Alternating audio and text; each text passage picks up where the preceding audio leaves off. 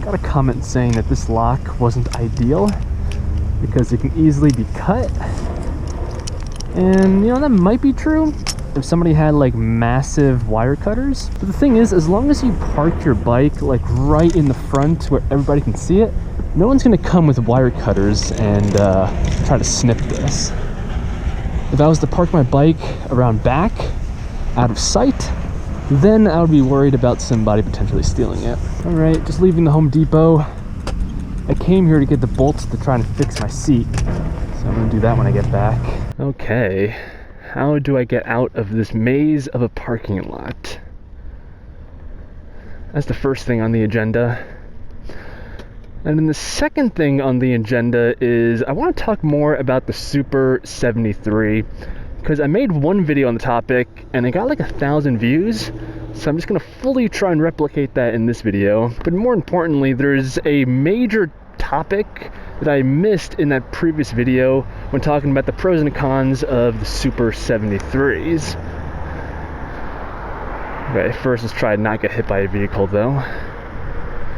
Okay, so the Super 73, this is a polarizing topic. Some people love the bike, some people absolutely hate it, because the gist of the argument is that the Super 73, for the specs, is really expensive, and a lot of people have negative experiences with buying their bikes and the customer support. But the one thing that's completely undeniable about the Super 73 is that it's probably the best looking e-bike on the entire market, and they're also very lightweight, so they're a lot more like a legal bike than something like an Onyx, which is really just an electric motorcycle. So they have all of those pros working for them. And even I have thought about buying a Super 73 and converting it to a higher power bike. So buying like a new battery, a new hub motor, and really making it into what it should be from day one.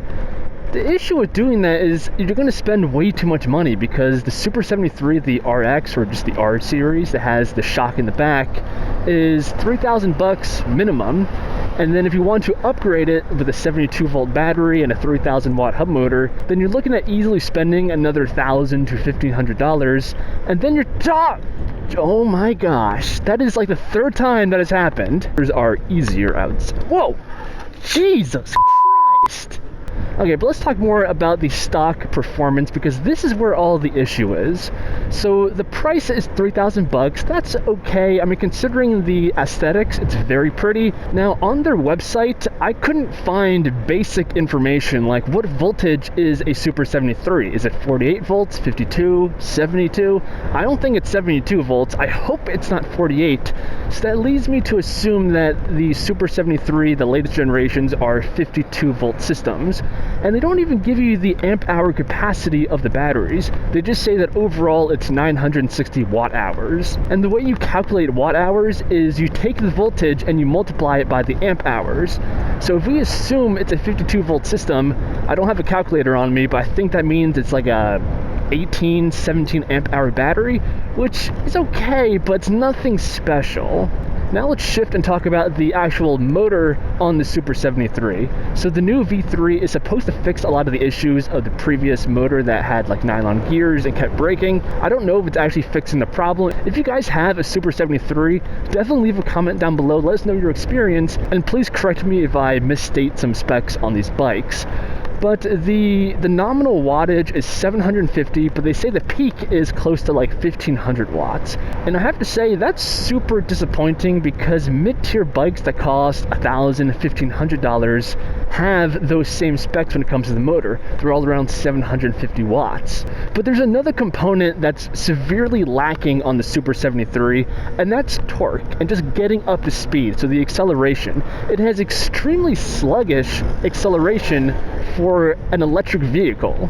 They did just release a new patch, which is called the Torque Update, which is supposed to help with that. And I was watching a video from Mr. Central Driver, a pretty awesome e-bike YouTuber, and he said he was very underwhelmed with the torque update. Like, it really didn't change that much, and the Super 73 is still a very sluggish e-bike. But getting back to that torque update, guys, I don't know. I'm pretty disappointed.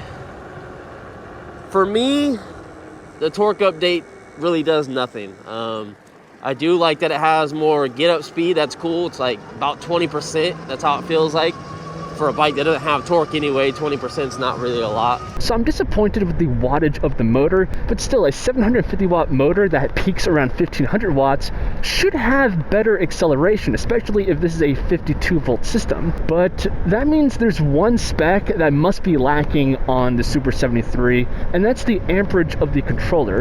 And again, on Super 73's website, I could not find this information. For whatever reason, it seems like Super 73 tries to mask or hide the specs of their bike. But a simple way to think about amperage and voltage and what's the impact on a bike is to use the water analogy or the hose analogy. So if you think of electricity in a wire the same way as water in a pipe, which by the way, on a fundamental basis, that's a completely wrong way of visualizing this, but just for the purposes of comparison, it's easy to think of it like this. So voltageness is like the speed of the water through the pipe, and the amperage is the diameter of the pipe itself and how much water or current can go, in this case, from the battery to the motor. So tying this back to e-bikes, the voltage is more going to affect the top speed of a hub motor, and the amperage that the controller can pull from the battery and put into the motor is going to be more responsible for the peppiness and acceleration of the bike. And because that's what's lacking on the Super 73, the controller on these bikes must be super weak, something like a 30 amp controller, and for a $3,000 e-bike, I just don't understand how they can get away with that. And this is kind of upsetting because, as mentioned, the Super 73 is the best looking e-bike in my opinion, and hopefully one day in the future they come out with an updated version. The main thing is the amperage of the controller and the power of the hub motor. If they can upgrade those two things, the Super 73 would be a killer of an e-bike. Like, it would dominate the entire field. But reality is often disappointing, and because of that, I think the two top of the class e-bikes right now are the Surron X and the Onyx RCR. I know they're about $1,000 more, coming in at around $4,000, $4,500, but they address these issues. They have high amp controllers, they have beefy motors, and the Surron is a 60 volt system and the Onyx is a 72 volt system. Now I have to say, the design of the Onyx and the Surron are nice in their own right. The Onyx is definitely a electric motorcycle, street bike kind of a thing. The Onyx has a higher top speed and it has all the lights, like the brake lights and the blinkers, to be street legal if you wanted to register it. And the Surron is, well, the Surron's a dirt bike, so it has really epic suspension and a mid-drive motor setup, which I personally am a huge fan of. There's not too many mid-drive e-bikes. But even so, the Super 73 has the potential to beat out even these bikes if they just do the necessary upgrades to make it competitive. I really like the fat tires on the Super 73. They're actually 5-inch wide fat tires, which the norm is 4 inches. So I haven't seen one of them in person, but I'm sure the tires are just beefy as all hell. And I'm a huge fan of light e-bikes. It's one of the reasons why I bought an aluminum mountain bike as the foundation of my build, and that really makes the bike nimble and able to maneuver. So just from a safety point of view, I like to have a lightweight bike. Plus, if you crash and falls on you, it's not that big of a deal. So that's just my opinion on the topic. The Onyx and Surron are the top dogs when it comes to e-bikes. And of course, they're just aimed at different people. The Onyx is an on-street motorcycle, and the Surron is an off-road dirt bike, primarily speaking. They're more expensive than the Super 73 by about $1,000, but I have to say, I think it's completely worth it because of the shortcomings of the Super 73. Now, I might be a little bit biased because in a few months, I do want to pick up a Surron. I think that's just such a fun bike, and I really enjoy off-roading in woods like this.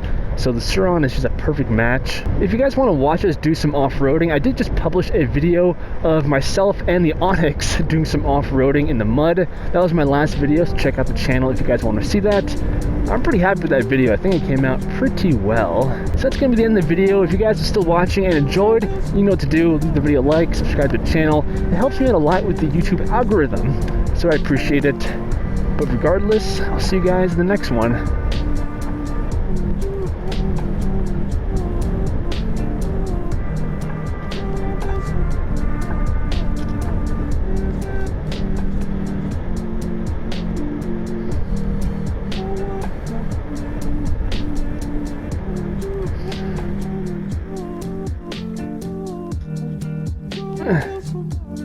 Okay.